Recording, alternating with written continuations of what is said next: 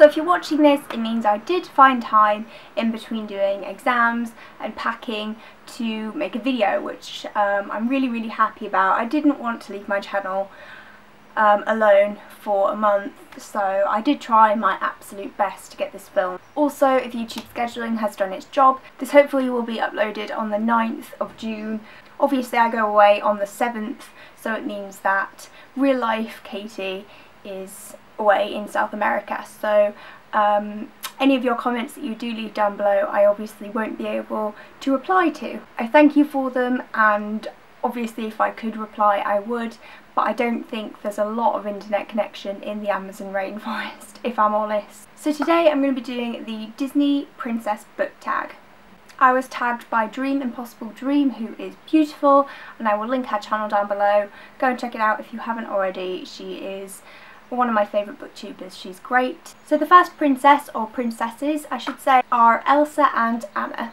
And this is a book involving siblings. For this I chose Little Women by Louisa May Alcott. This is one of my favourite classics ever. If this isn't a book about siblings, I don't know what is. It's about the strength and bond between sisters, and it's just so heartwarming. The next princess is Rapunzel, and this is a book that made you cry. For this I picked The Time Traveller's Wife by Audrey Niffenegger. I read this when I was about 14 and I just cried at the ending. It was so sad. I think I was in a bit of a book hangover for about 3 days with this book. Next is Merida, and this is a book with a female warrior, and for this I picked Roses by G.L. Mannering. This book has a great female protagonist. She is badass, she goes after what she wants, she doesn't listen to anybody, and she's just a great main character and a great role model, I think, as well. Definitely worth checking out. The next princess is Tiana, and this is a book with realistic struggles, and for this I chose Lucky by Alice Sebold. This book is very realistic in the fact that it is a memoir written on her true experiences of being raped when she was in university. Definitely heart-wrenching, definitely page-turning, very graphic, so definitely not for younger readers, but very worthwhile reading. I'm not actually a huge fan of this author. I quite enjoyed The Lovely Bones. The Almost Moon was pants, it was absolutely awful, but Lucky was really worth reading, so if you get the opportunity then definitely check it out. The next princess is Belle, and this is a classic book, and for this I picked Jane Eyre by Charlotte Bronte, probably my favourite classic, or certainly one of my favourite classics. The beginning can get a bit slow, I've found, but definitely worth it when you reach the end, and just Mr. Rochester is just everything. The next princess is Pocahontas, and this is a nature-themed book. For this I picked another classic, and I picked The Secret Garden by Frances Hodgson Burnett. I read this first when I was really young, probably about 6 or something like that, and then I recently had to reread it for my children's lit module at university, and I really enjoyed reading it and studying it. The next princess is Jasmine, and this is a book about the desire to be free. For this I picked Into the Wild by John Cracker. I absolutely love this book. I read it about 2 years ago. The book is essentially a kind of non-fiction book centering around a man who gave up everything. He cut his credit cards up, he gave up basically modern life and went and travelled around Alaska, and unfortunately it didn't end very well. That's not really a spoiler because it's on the blurb. The next princess is Ariel, my personal favourite, and this one is a book about curiosity, and for this I picked Mr. Penumbra's 24-Hour Bookstore by Robin Sloan. I read this in August last year, but I never actually reviewed it on this channel. I don't know why I didn't. I think I was just busy by the time I kind of read it.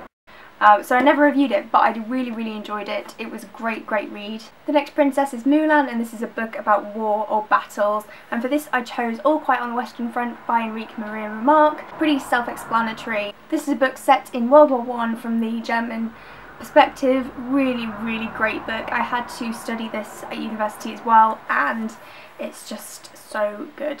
Next is Cinderella, and this is a book about manual labour. Sorry, I just fell over there. For this I found it really difficult. I don't know why, but I just couldn't seem to find any kind of books like that on my shelf, so I went back to one of my childhood books, and this is called Mill Girl, and it is the fictional diary of a girl called Eliza Halstead. I used to love these when I was a kid. These are basically historical diaries written in different time periods. This is obviously about a mill girl. There's one set on the Titanic, there's one set around the time of the plague, around the time of the Great Fire. Lots and lots of fictional diaries. They're really great reads, especially, I mean obviously they're for younger people. You can probably see the size of the text is pretty big, but yeah, really really good books for kids. The next princess is Aurora, and this is a book that involves sleep. Could not find a single book involving sleep on my shelf at all. The next princess is Snow White, and this is a book involving one of the 7 deadly sins. For this I picked Engleby by Sebastian Faulks. This book definitely involves lust and wrath, which are 2 of the 7 deadly sins. Engleby is a surprisingly sympathetic kind of character. I really felt sorry for him. He's a very unreliable narrator though, and that was so much fun to read. The next princess is Meg, and this is a book about Greek mythology, and for this I chose Jason and the Golden Fleece. I don't have too much experience with Greek mythology. I'm just kind of starting out because it is something that I really want to read more of. And this is probably one of the first books that I've read. A lot more easy than I thought it would be. I really really enjoyed the story, and it's definitely something you should think about reading if you do want to kind of get into Greek classics.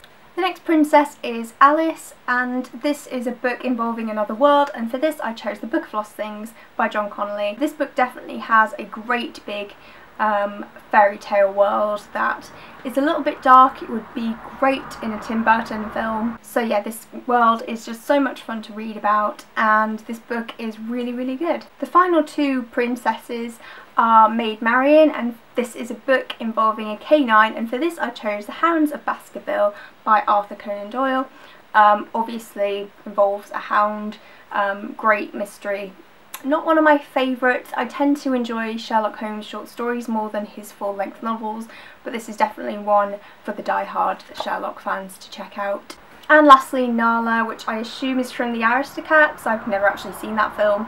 But this is a book involving a feline, and for this I picked Mouse by Art Spielman. This is actually a graphic novel, but as you can see on the front there is a little German Hitler cat, so yes, I thought that qualified. So that's it for this tag. I probably will tag some people, but I can't think off the top of my head. I will link them down below. Thank you all for watching so much, and I will hopefully see you in another pre-recorded video.